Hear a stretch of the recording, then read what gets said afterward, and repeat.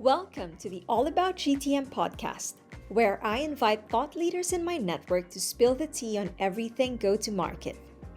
I am your host, Jade Maravillas.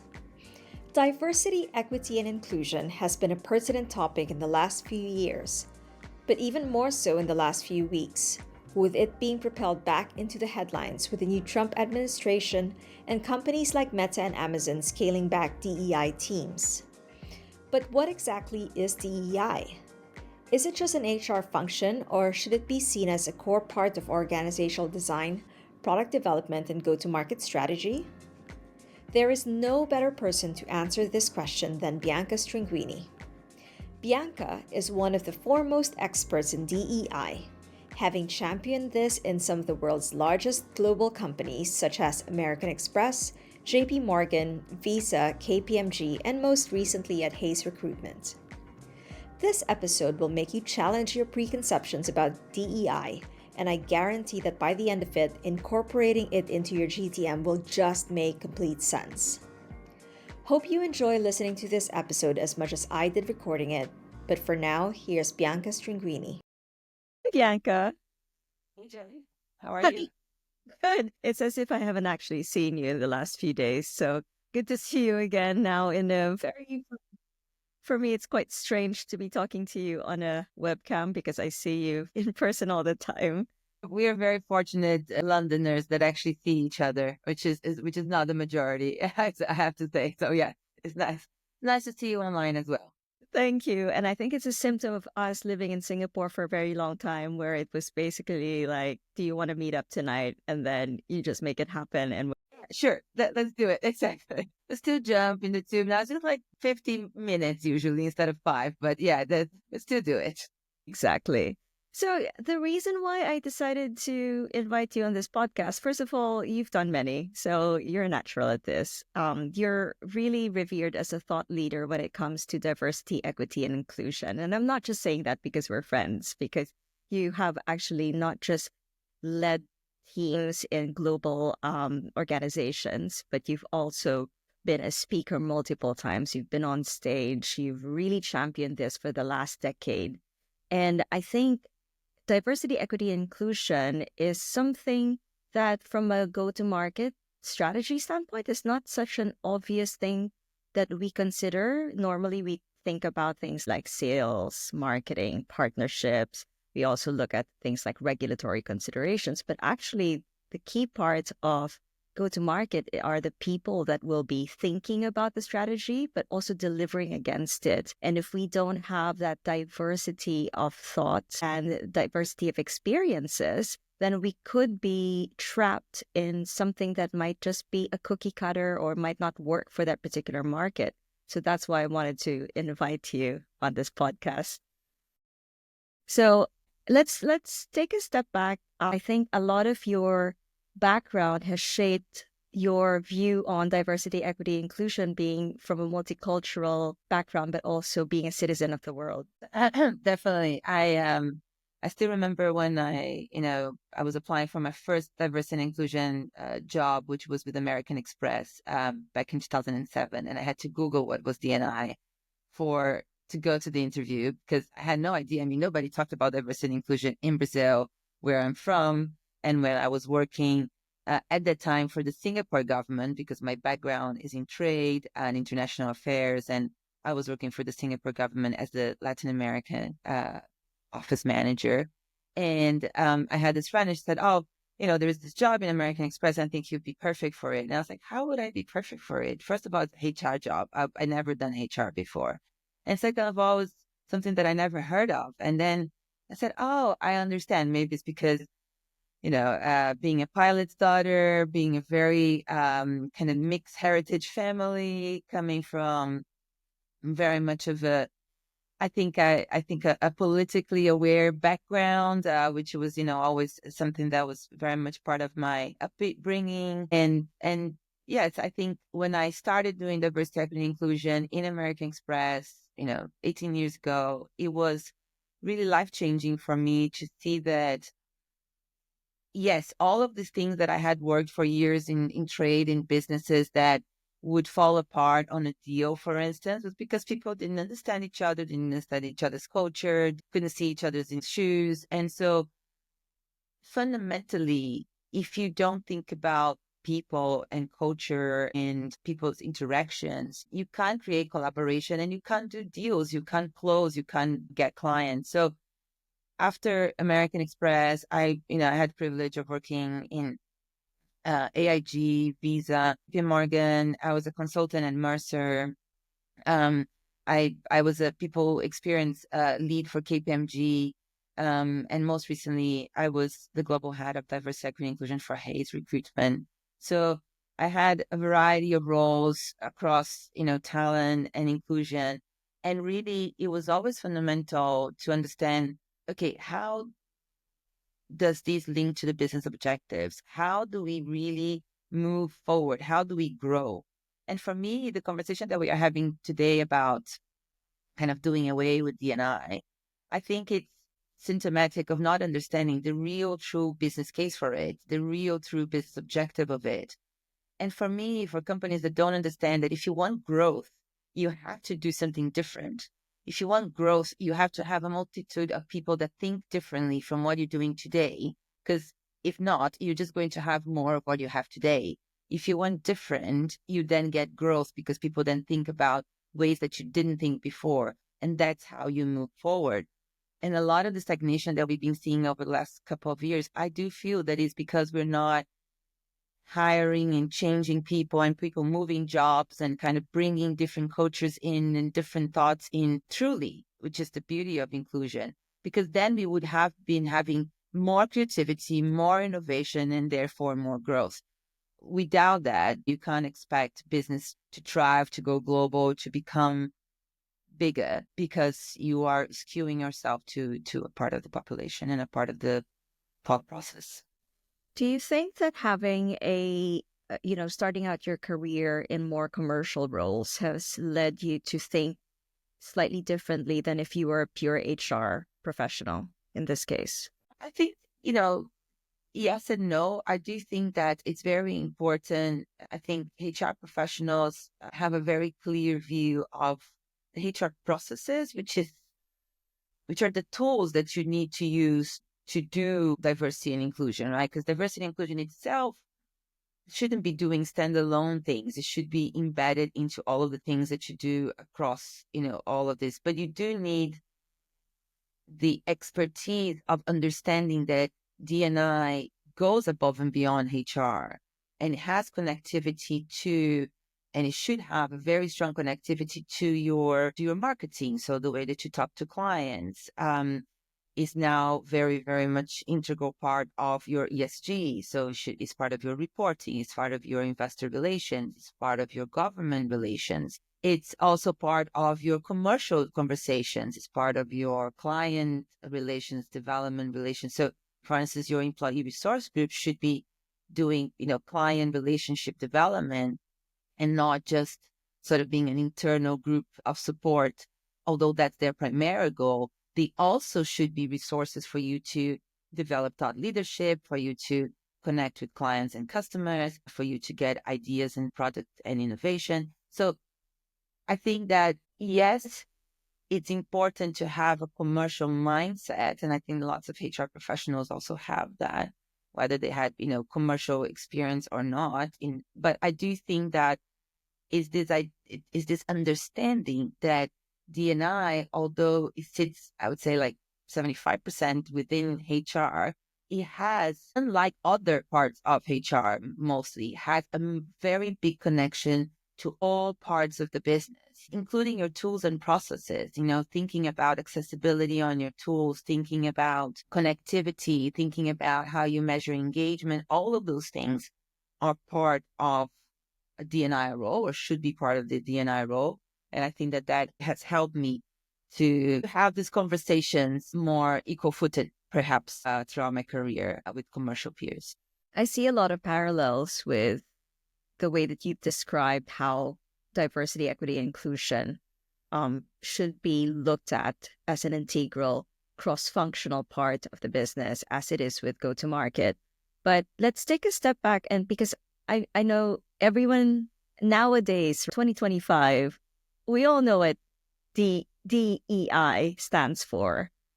Funny enough, I think I mentioned this on another podcast because when I was thinking of what topics we're going to be talking about, I was Googling DEI in GTM, and which in my head was diversity, equity, inclusion in go-to-market. And the first result that came up in search was diversity, equity, inclusion in global tax management. So I was like, well, there you go. Seen I should everything. probably spelled it out, but let's talk about acronyms, right? Let's talk about, yes, in 2025, whether it's because it's been a function within corporations, but also it's been in the news, in various waves and forms. A lot of people know what it is, but can you spell it out to us truly what it is? Because I think there's a lot of misconceptions about it. Yeah, and I think there is a lot of discussion nowadays about, should we change the language? Should we use another word? I think sometimes it's very hard because we start having a conversation about words, right? It's for me, it's semantics, and we need to be very careful when words become charged or become co-opted by others and their meaning becomes, thwarted in a sense. And I'm very worried when people start saying we cannot talk about diversity, equity, and inclusion anymore, or we cannot use these words anymore, because for me, it's inclusion, right? Inclusion is fundamental. Everyone wants to be included, and everyone in some shape or form throughout their life felt excluded, felt like they were not part of the group. In some moment in your life, you have experienced that and you know how that feels. And from an employer perspective, if you have someone that is feeling excluded or feeling unheard or treated unfairly, that person is probably producing at for their capacity because they are disengaged. The levels of disengagement that we are seeing globally over the last couple of years are scary, right? So it means that we have the lowest levels of productivity. And a lot of times people feel that it's, a lot of this is being blamed on working from home and all of that. Nobody's wanting to really flex on inclusion and culture, which is really where I always say is the secret sauce. So saying that we cannot say inclusion anymore is something that really worries me because I think that everyone wants that and it should be for everyone. I think equity is probably the word that is less understood of all of the three because it is really a complicated, for me, it is a complicated topic because it's this idea that certain groups deserve things more than others. But the reason that they need certain things more than others is because they haven't had those things. So a lot of times it's actually equity is creating equality. And that is what is missed, right? Equity is not giving equity to a deserving group. It's giving that equity so that deserving group gets to the majority or gets to what the others have. So it's an equality of processes or rights. It's not actually giving anyone something extra on top of what everyone else has. And that, I think, is the thing that is very complicated for people to understand. I've always actually wondered why they didn't coin it as equality rather than equity. Because in my head, it makes a lot more sense and I feel like people would resonate with it more. Yes. And I have to say that, again, it's semantics, is what is the word that you want to use. The idea is that obviously equality has this fundamental idea that is everything equal. So let's say you create a policy that is the same for everyone, which is the goal, to be honest. But you need to understand that not everyone is in the same starting point. I think sometimes what is not understood is how the process actually works for you to create equity. So at least how I do it in the roles that I had.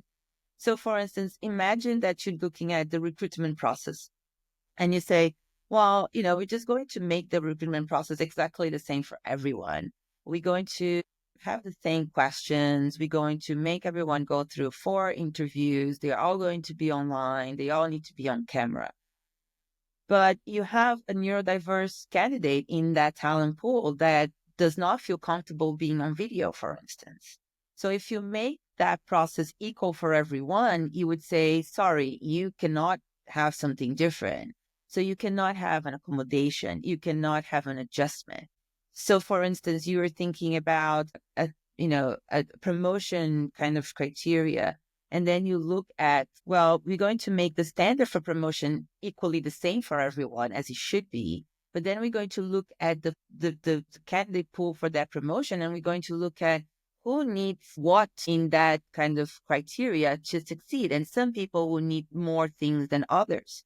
And you might say, well, I think this person is very good technically, for instance, but it is a woman that doesn't have a big network and exposure. So they get that creating that equity by creating, for instance, a program that gives women exposure to the business through a sponsorship program is an equity giving program to equalize the women that need exposure to those that already have, including men, because that is the criteria for promotion, which is the same for everyone. So I think that it is a lot more technical than just like women are getting sponsorship programs because men are not getting. There is a reason why they are not getting, and probably the reason is that they don't need it, or it's deemed that they don't need it.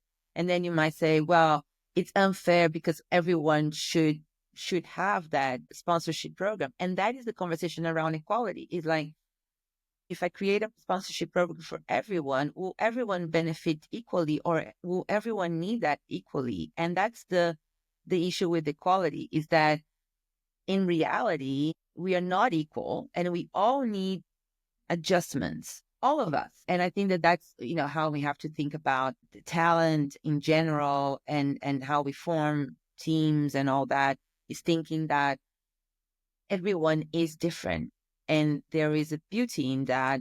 And then the systems cannot prevent that difference to rise up and do what it needs to do, right? So you cannot have blockers to that diversity. So we come to the diversity word to come and kind of shine its benefits. And that's the idea, is that diversity does not mean a non-white person. Because I think a lot of times it started to become that a diverse talent. I don't particularly like that term, because it feels that it's just a group of people that is the same, number one. And then diverse talent only means that, but diverse talent really means diverse, different, multiple. And this idea that it's for diversity of thought. What you want is people that have different styles, different approaches, different backgrounds, come from different parts of society, and yes, you want to mirror your audience, your clients, your customers. As you were saying, if you're thinking about go-to-market, when you think about who are the clients at the end of that go-to-market, do you have the people that represent those clients in that conversation? So now, for instance, we know that pharmaceutical companies do a lot more around having true diversity in their trials, because they didn't before and then had real issues around it. So the same for marketing campaigns. I find it particularly in marketing campaigns have had huge D&I issues that land big brands on, press, right? And you need to be careful, right? Because although I do think that the woke kind of wave has toned down a bit, you still can have things that are extremely culturally insensitive done by a brand that will damage your market share and your brand reputation. So I think that for those that, and I have worked very, very closely with CMOs always, because CMOs get the idea of brand health and how much it impacts if you don't speak the language of the client. So diversity is being able to really represent your audience, to really have diversity of thought, and to really think about culture as a moving addition forward kind of thing, that you need different people to always think forward and not get stagnated, because if you get stagnated, you die. I want to touch on culture and brand and how that relates to how it's being perceived in the market a little bit later on. But one of the things that I wanted to dive deep into is we've been talking about diversity, and you come from probably one of the most culturally diverse countries in the world. I don't know if a lot of people know that, actually, that Brazil it is one of the most culturally diverse countries in the world. And this is not like so for instance, like I lived in Canada, my family still lives there. It's very culturally diverse, but it's only been recently culturally diverse. Whereas your country has had centuries of that cultural diversity through trade, through, let's face it, slavery, through immigration and whatnot, really building that melting pot, that cultural melting pot that is Brazil. Do you think that being from that culturally diverse environment, but in a way that, unlike, say, in the US or in Canada, where there's the identity so intrinsically linked to being, say, Filipino Canadian or Italian American, where in fact in Brazil you're just Brazilian, but it just so happens that you're of different races that have mixed in. Is there a kind of a difference in thought there that has helped you shape your views on cultural diversity? I think so. I think that, Brazil, as you said, I think we were a lot more mixed from the start, and also a huge immigration country. Our slavery history is very similar to the US, although we have, the distinct displeasure of being probably the last country to abolish slavery in 1889. I didn't know. So very late. And obviously, just like the US, kind of relegated the Black population to, 100 years of socioeconomic, I would say, advantage. And obviously, we are a country that is very big and very poor still, and has one of the biggest gaps in terms of equity, and income. And it took me years, and maybe it took me getting out of Brazil to kind of go back and look at us and actually see the racism, the misogyny, the discrimination that was always there, but it was always very veiled because there is a belief on this Brazilian identity of being Brazilian first and being proud of being mixed, which comes from our Portuguese colonization, which was very different. The Portuguese believed in miscegenation. Basically, they believed that, you should, make babies as much as possible with as many people as possible, and kind of created, today, 52% of the population in Brazil is Black and brown, and a lot of this population is brown. So it's very mixed, and there is obviously a lot of colorism and all that, but I think there is much more of this notion of nation in a sense, right? We never had real wars, like we never had an internal war. We were always we were a very, very large country that managed to keep a single language, right? Like we don't have even dialects. We have just accents. So all of these, I think, does prove a more harmonious diversity, because I do think that that's another thing that we relish on, that diversity as Brazilians. We enjoy the multitude of cultures that are there. And I think that we do a poor job sometimes at revering and preserving our indigenous cultures, especially, I think. But I do think that, especially in the city centers and all that, it is a melting pot, and I think a lot of people don't know that. But I think that immigration is interesting if you look across all countries, right? If you look across Australia, for instance, is another heavily mixed country, which also has a very different view, and also a bit of that separation still of, Asians, Europeans, etc. And I think obviously Europe, which is facing the consequences of its colonization over the last 100 years, getting, this new immigration from colonies, and now more recently, more and more refugees and asylum seekers, and just socioeconomic refugees, which is just a whole new thing that we need to think about as really the biggest problem of our times, probably. And I think that it is interesting to see how each country really chooses and tries to adapt to bring people into either the fabric of their culture or keep them very separate. And we talked about this. I do think that immigrants tend to preserve their national culture even more than people in their country, that culture is going to move forward. And immigrants tend to preserve almost like an older version of that culture, a more traditional version of that culture. We talked about this a bit. And that is a phenomenon that we do need to understand, because some of these more traditional values that are coming with immigrants sometimes are not espoused in the countries where they are, which is, more modern and thinking more progressive. But we know, and that has happened, in all immigration cycles.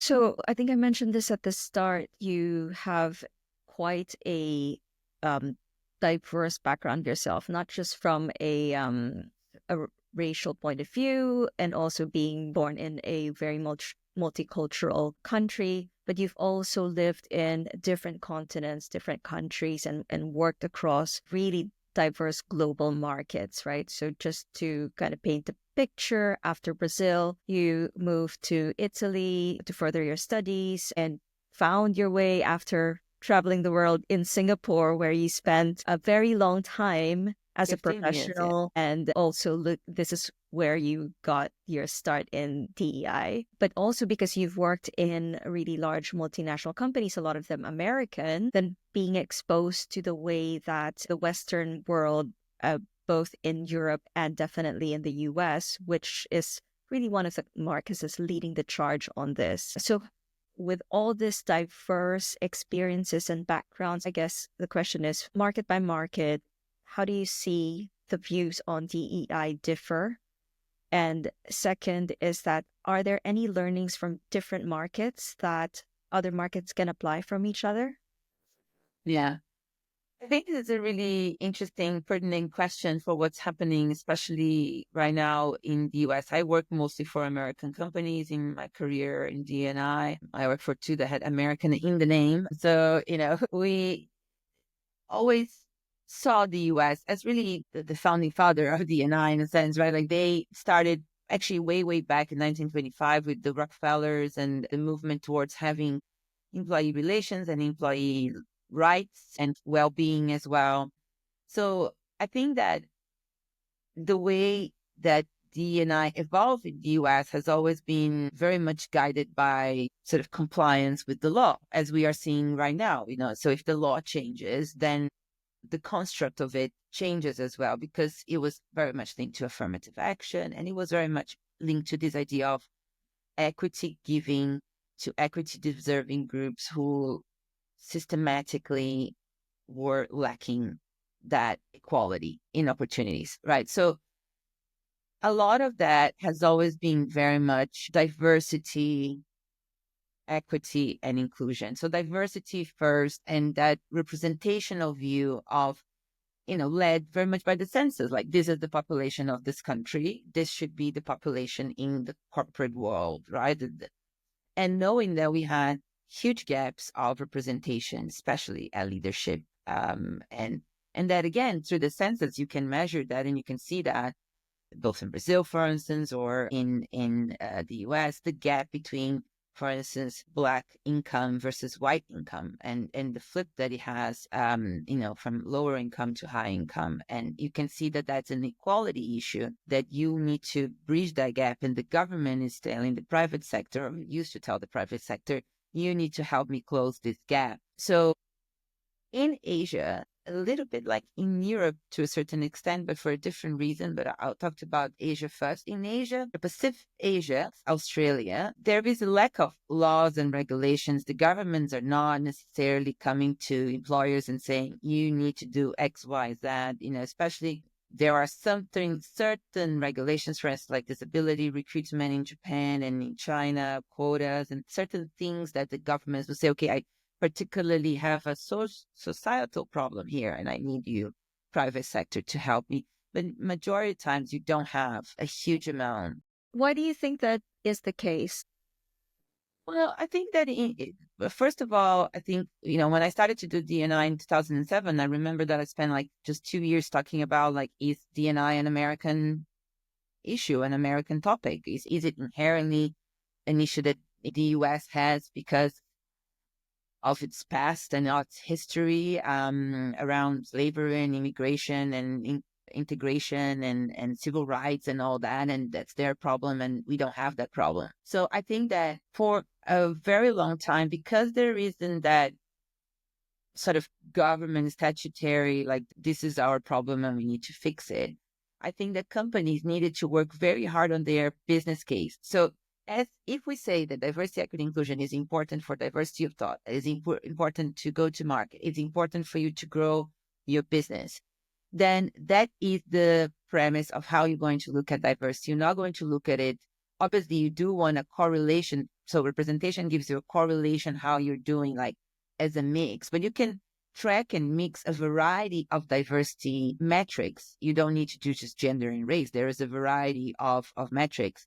And you could say, okay, I'm building diverse teams. How am I reaping that benefit? For instance, am I servicing new clients? Am I opening new markets? Do I have local talent, for instance, from a cost perspective to not have just a bunch of expats coming in? Do I have the right culture where I'm bringing a lot of people, like in Singapore or in Hong Kong, where you bring a lot of people from abroad into offices that you need them to work together, collaborate? Do people have cultural intelligence? You're leading across multiple markets all the time with cultures that are millennial and very different. So if you don't have cultural intelligence, you can't do business. So you have to look, you're forced to look at D&I from a commercial lenses.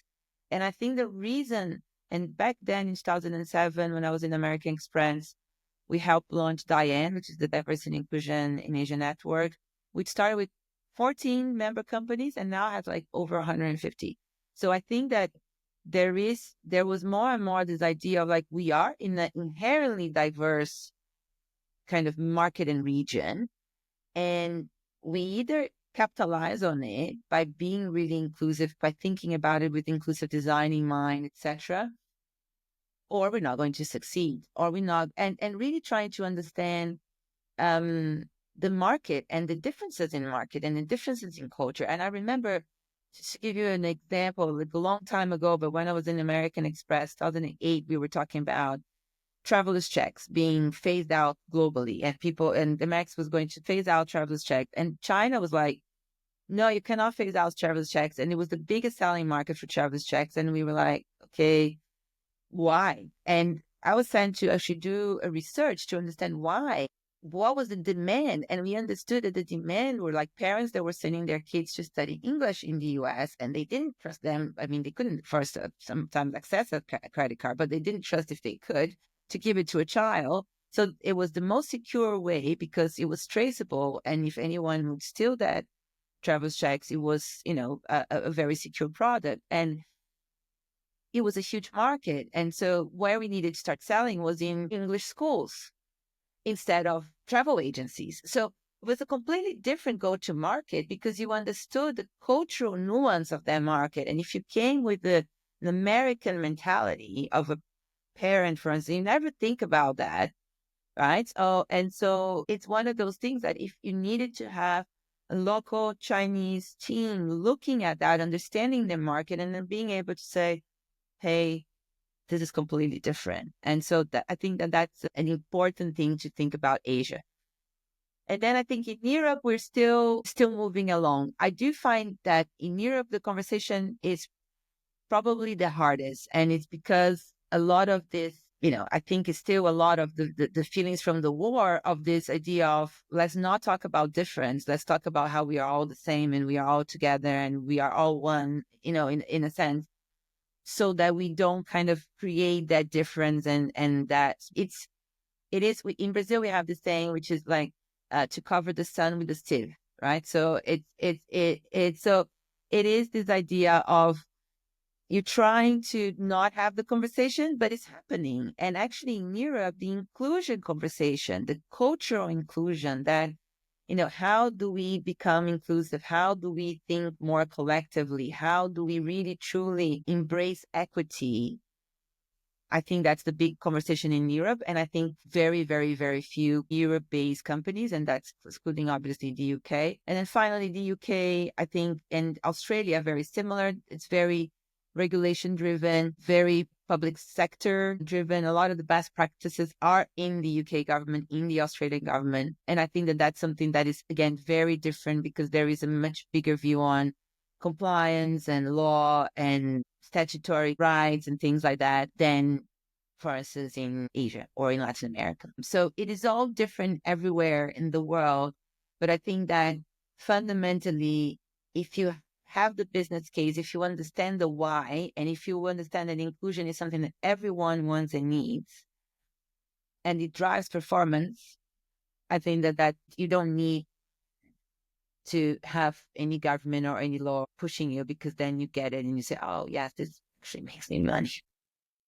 So I was going through some of your LinkedIn posts and I saw this interview that you had with, I think, C-suite at Hayes. And he quoted you saying that inclusion is a feeling, not a quantitative measure, which it's brilliant, but also that can mean so many different things. So my question is, in a world where we obsess about metrics, we obsess about measuring everything to be able to give a justification, to give that business case, right? How do you make that business case in investing in DE&I and considering the shifts that we're seeing in the economy today? What can professionals, both within this space, but also within the go-to-market space, bring to their senior management to give more investment in this? So look, I think it's the feeling and all that, but hey, we can measure feelings, right? Like there is literally a science of engagement that actually just measure feelings. In marketing, you measure feelings all the time. I think it's totally measurable. So you can have a variety of metrics, and I think the more data you can have is better. But a big kind of disclaimer warning. I think that sometimes we obsess about data a bit too much and we use like the lack of data as a bit of an excuse, like, oh, we don't have the data. So I always think about what exactly do you need the data for and what do you want to know? And there are ways to find at least proxies or correlations to that data that you say, well, if this is happening, then this should be happening. Engagement scores are very important. How you craft that engagement survey and what are you measuring, how often are you measuring, I think is really important, both to your employees as your clients. And I think that measuring that brand health, it's really important. You can actually measure against diverse audience and diverse, like we do for talent attraction. One of the things that I was able to see from my career is that if you collect, for instance, the data on talent attraction and candidate, and here in the UK, for instance, you can get quite a lot of diversity data. So in the US, you can measure, for instance, if you're doing a campaign on Pride Month, you actually have more LGBTQ candidates that apply for jobs whenever you go and you are talking about it in a campaign. So there's empiric evidence that when you, just like in a marketing campaign, you have to say, well, if I launch this, who saw it, who, clicked it, who shared it. So it's a little bit like when you think about a new product. So you can measure, for instance, programs, things that even that you updated to have a D&I lenses. So for instance, products and innovation, right? Like how many times did you run internal focus groups with your employees to check on your product? Because your employees are also your consumers, or they should be the same, a mirror of them. How many times did you have improvement, technical improvement, measure innovation and creativity? There are several ways of measuring that. If you have more of that, you can also measure, for instance, networks inside of your company. So you can see how connected people are because you're measuring collaboration. And if that increases, obviously through tools that you leverage and you kind of make it happen, you can say, oh, we increase collaboration, we increase people connectivity, we increase communication engagement, for instance. So all of these things actually can build a picture as all data, right? You cannot use like 3 points of data. You have to use at least like 10 points of data to say, okay, this is the picture of inclusion, how people feel. You have like an onboarding survey, you have an exit survey, you have engagement survey, you have focus groups, you have your employee resource groups, you have your clients. So there's a lot of data points that you can get to get that feeling to say, people that work here feel really nice to work here and they like enjoy it. So they are giving us 110% because they're super engaged. Or people are really disengaged. They really don't feel that this is a nice environment. It doesn't feel like they belong here. Their values are, feel disaligned. So you're probably getting very low productivity. And I think that that's the measure for inclusion.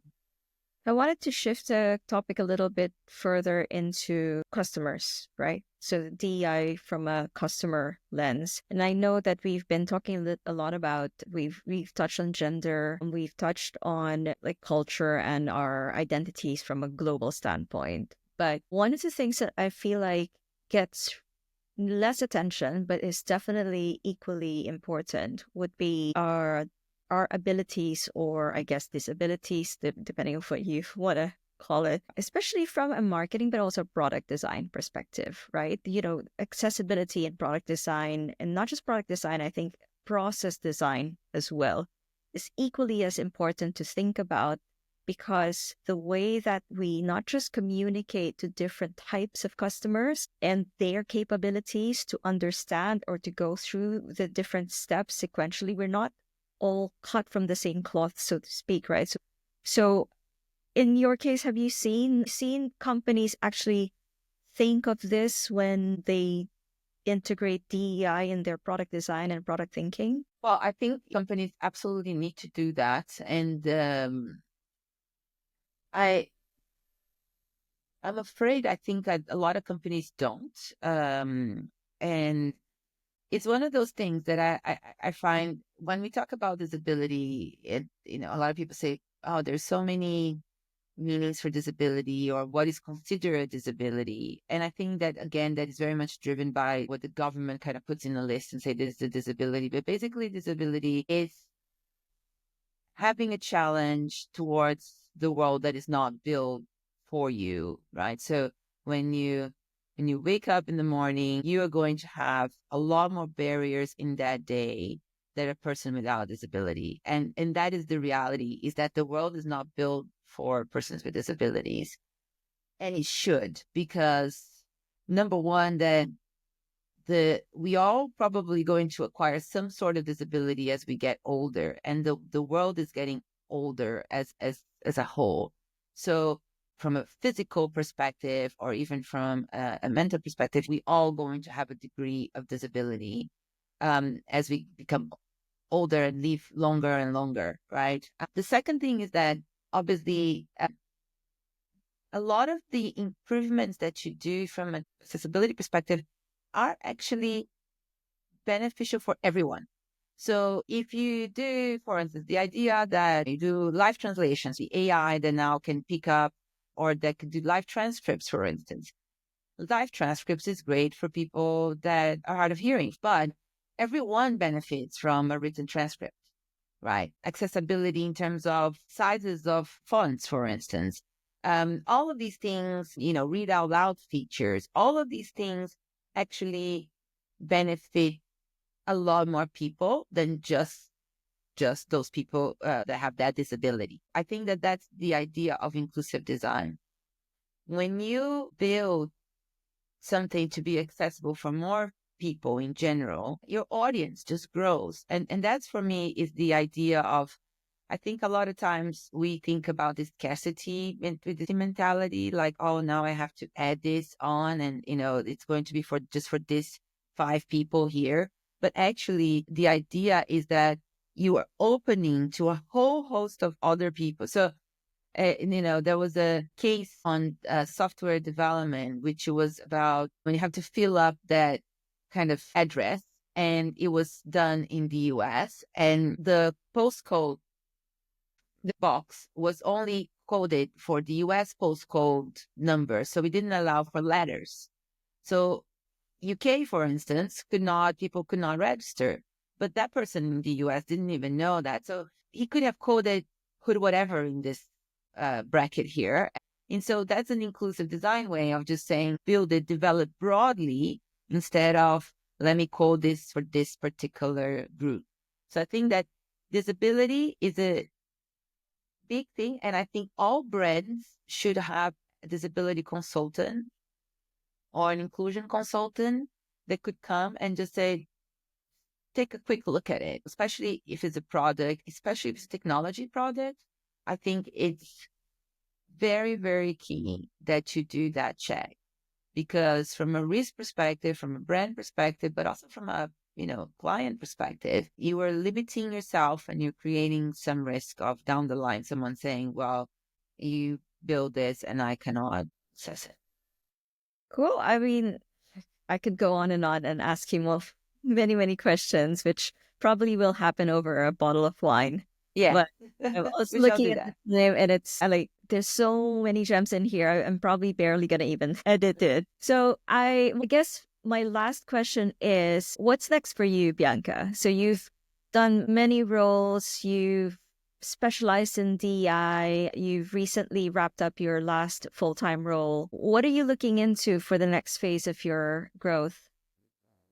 Well, I'm really interested in this injunction where we are for diversity, equity, inclusion. I think my previous role with KPMG, a people experience and culture lead, for me was really probably the role that I enjoyed the most, because I do think that it is important for us to tell a very cohesive, understandable story to employees, clients, and customers, which is really focused on engagement and culture. And I think that the whole idea is that we are creating engagement for our employees by listening to them, and engagement with our customers and clients by aligning ourselves from a value perspective with them. And from an engagement perspective is that data insights piece. The more we can actually be really linking this to things that we can report on. I mean, the CSRD, reporting that is coming in Europe is going to be really interesting. We're going to have a lot more data on what a company is actually doing, what's their social responsibility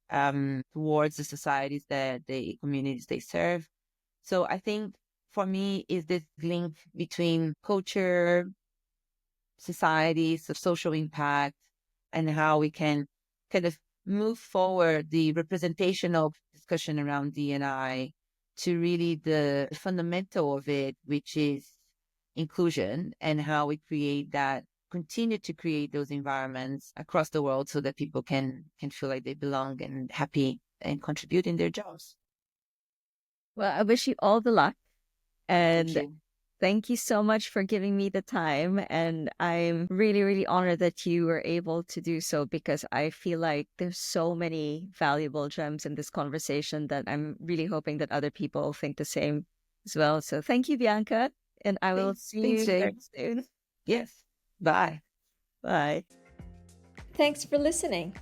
If you like that episode, please consider subscribing, read my blog at www.newmarketgtm.com, and follow me on LinkedIn under New Market GTM. Our next episode continues the discussion on the importance of culture and go-to-market, so please hit that subscribe button so you don't miss an episode. See you for the next one.